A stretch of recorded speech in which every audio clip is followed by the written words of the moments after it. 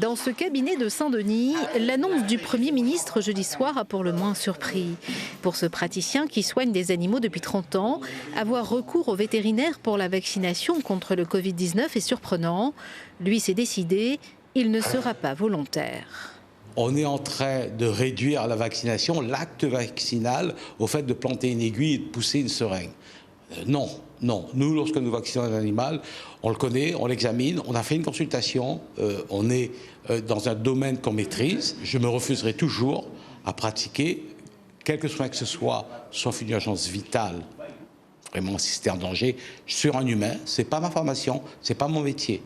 À chacun son métier pour ce vétérinaire qui pose aussi la question de la responsabilité en cas de mauvaise réaction du patient à l'acte médical qu'il aura pratiqué.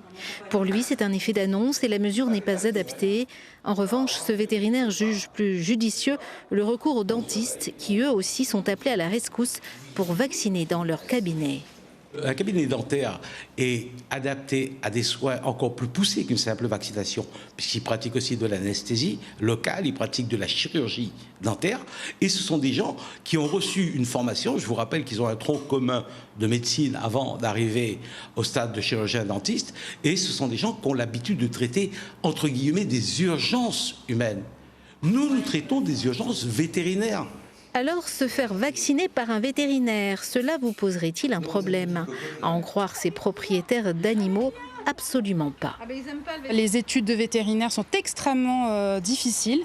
Ce sont des praticiens très précis. Personnellement, je vais plus souvent chez le vétérinaire pour mon chien que chez le médecin pour moi. Donc je leur fais entièrement confiance et je pense que c'est une bonne mesure. En fait, je pense qu'il faut absolument qu'on soit tous vaccinés le plus tôt possible pour retrouver un minimum de liberté.